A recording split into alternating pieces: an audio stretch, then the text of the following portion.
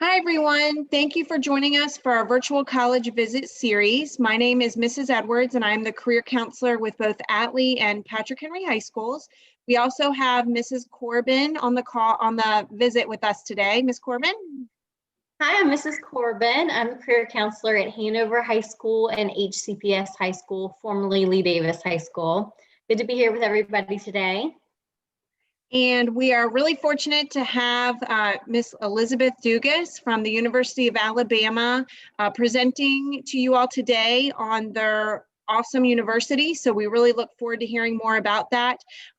If you could, as you listen to the presentation, if you have questions, certainly enter them into the chat, please.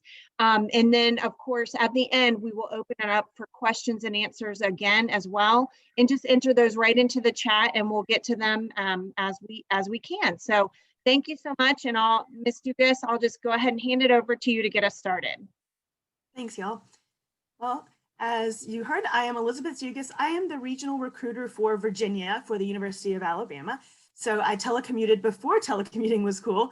I live and work out of my house in Charlottesville, and I will be your admission counselor if you choose to apply.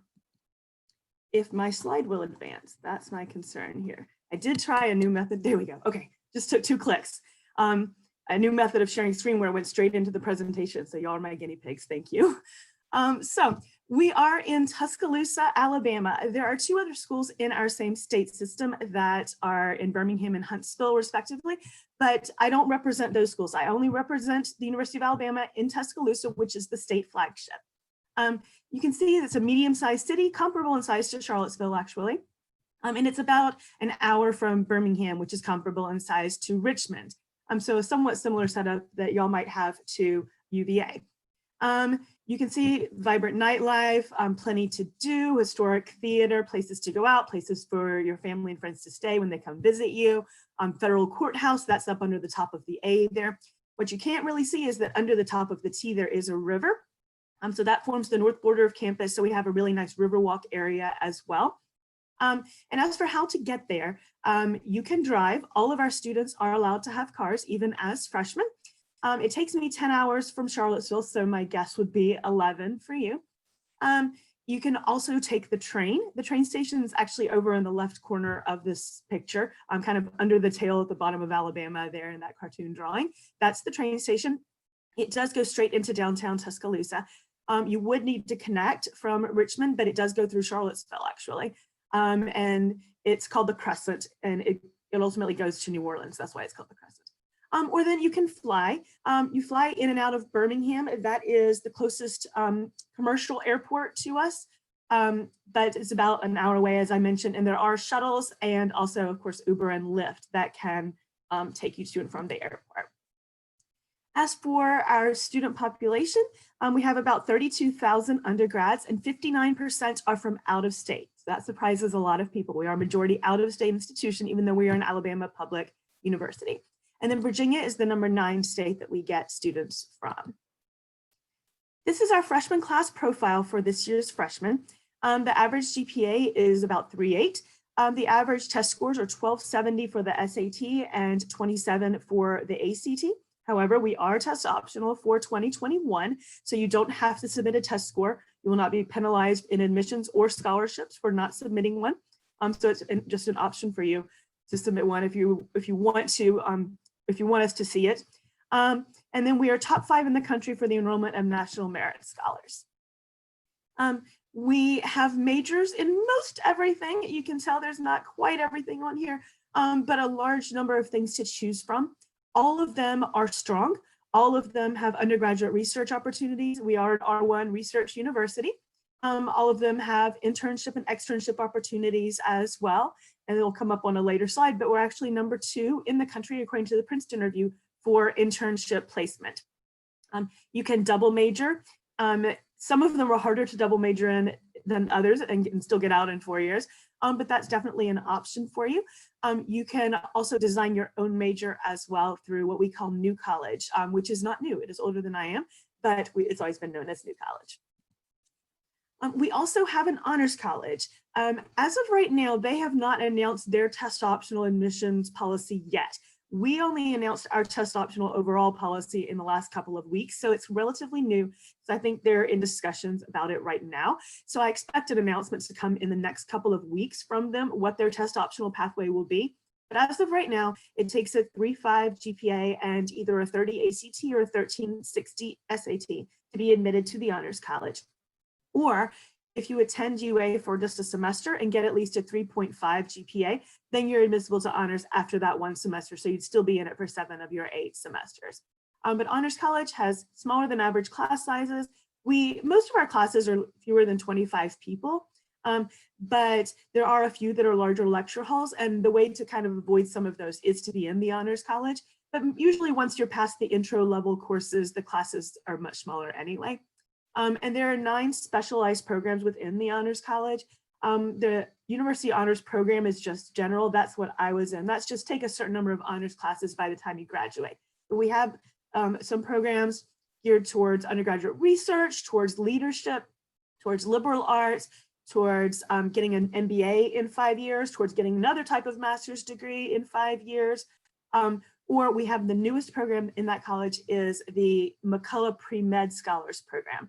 So that's named after a prominent plastic surgeon in the state of Alabama who's a UA grad and who founded the program. And it's geared to students who want to go to medical school to help them get admitted to medical school at higher rates, and to make sure that they're really well balanced, not just the sciences, but also the liberal arts and humanities as well. As far as campus life, of course, things do look a little bit different right now. That slide has people touching, and that just is unfathomable at this time. But we have been able to resume many campus activities because although we did have some high positivity rates when we first started back, those have plummeted. So dining has reopened in person. Still, wearing masks when moving about, and tables were farther apart. But dining's back open. Clubs are able to meet again. So not everything is virtual on our campus these days. So it is looking somewhat more back to normal. But we have between 600 and 700 student organizations on campus. We have the #1 Greek system in the entire country, but it's only about 1/3 of our students. So I always tell people, if you're not interested, don't do it. It's merely one more way to get involved. But if that is something that interests you, we certainly offer that. We do have a strong commitment to community service. So our students log over 1 million hours of community service each year. And a fun fact about this slide, that Starbucks picture down there at the bottom, that is the largest Starbucks on any college campus in the country. Housing. We have some of the nicest housing that you will find on any college campus, and especially for freshmen. So the majority of our students, even the majority of our freshmen, do live in what we call suite style housing, but what other colleges would call apartment style.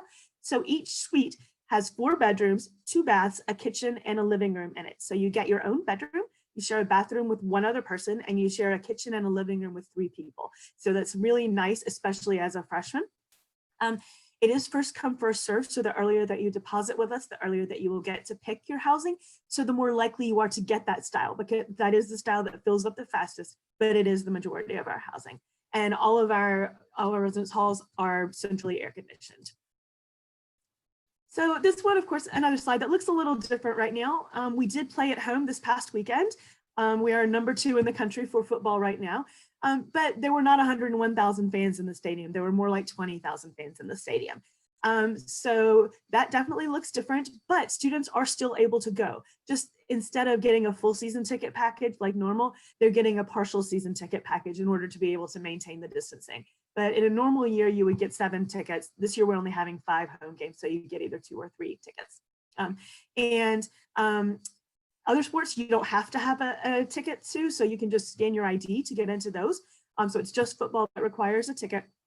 And we have over 60 club and intramural sports as well, in addition to our 21 NCAA Division I sports. And we do say Roll Tide all the time. That's definitely a part of our culture when we're really well known for our school spirit.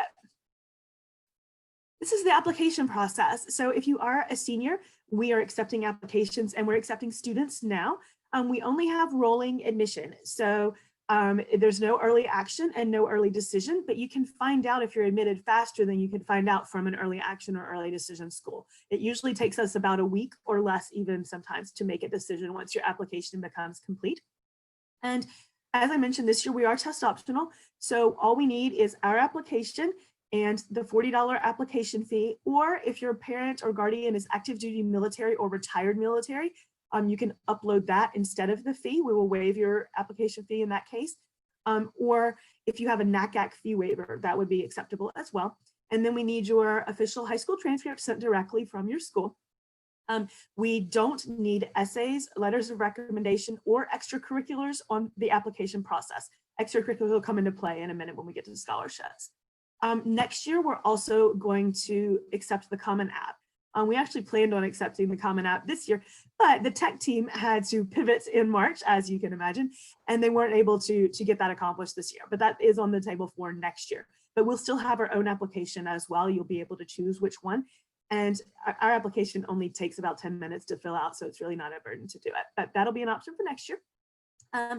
And as I mentioned, we're rolling, so the earlier that you apply, the earlier you can get a decision. But you definitely want to do so before December 15th. Because that's our priority deadline for scholarships, and you have 1 month after that to complete the scholarship application, and you can't do the scholarship application until you're admitted. So that is due January 15th. So merit scholarships. This is our standard scholarship chart that we have always had. It changes a little each year, so if you are a junior, do keep that in mind. There could be some tweaks and changes for next year. This year, the numbers went up for most of the scholarships, so that was good. And they added Crimson Legends at the bottom there. So, more scholarship dollars available. So the changes were all positive this year, but I can't guarantee that will always be the case. But this is for students who do have a test score. So you can see the GPAs. We will take the weighted GPA. That's the case for everything. And then the test scores, those are not super scored. So that is just your highest test score from a single sitting. If you do have the GPA and the test score, then you would automatically get a scholarship. For these, you don't have to fill out the scholarship application. These are just automatic, but they're also very black and white. There's no leeway here, very unflexible. Bring on the next scholarship chart. This is the one that I am so excited about, because even though most schools have gone test optional this year, a lot of schools have not gone test optional for scholarships, and we have. So this is our competitive scholarship chart. This is test optional. This is if you don't have a test score, or if you have a test score that doesn't put you onto the other scholarship chart, or if you are really super involved, you could maybe get more from this scholarship chart. That said, if you do qualify for a scholarship from this chart and from the other chart, you only get the higher one. You don't get to stack them, but you would get whichever is the highest. So for these scholarships, we're looking at the core GPA, which is new for us, not something we've calculated out before.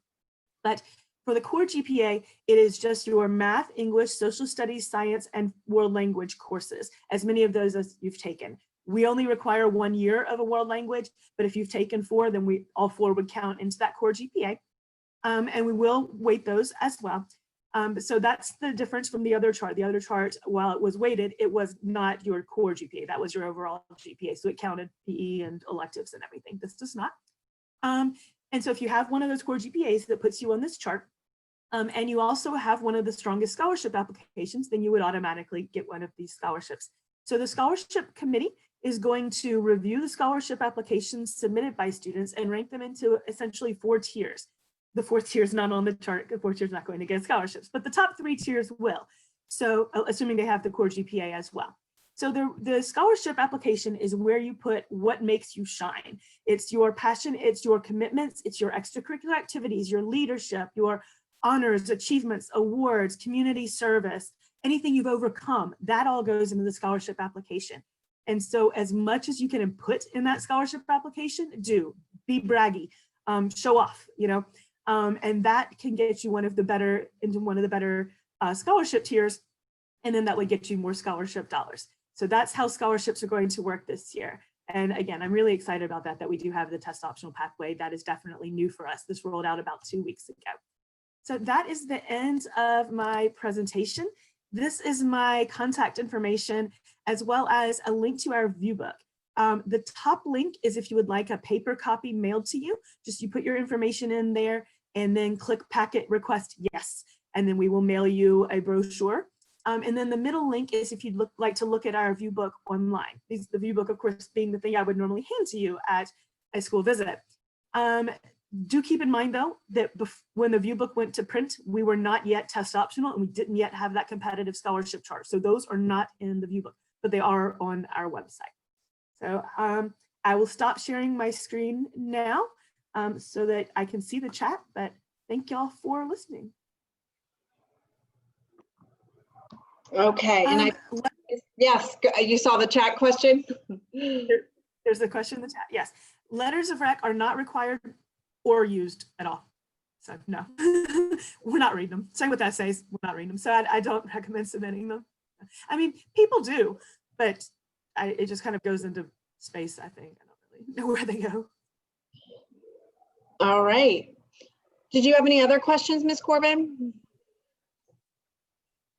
No, I think that's it. I think she answered everything. Okay. Thank you so much. Absolutely. Thank y'all for listening. Yes, we will definitely be in touch with you throughout the school year. And students, as Ms. Dugas said, if you have any questions, you can certainly reach out to the links that she had mentioned. And please see your career counselors or school counselors with any questions as well. And we're happy to help you throughout that process. So Ms. Dugas, thank you for joining us today. And we look forward to talking with you more later this school year. Thanks, and roll Tide. Thank you. Take care, everybody. Bye-bye.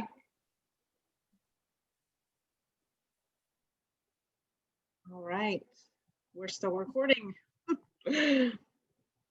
Oh, it still keeps me recording. So thank you. Okay. All right. Thank you. All right. Have a good afternoon. You too. Bye-bye. Bye.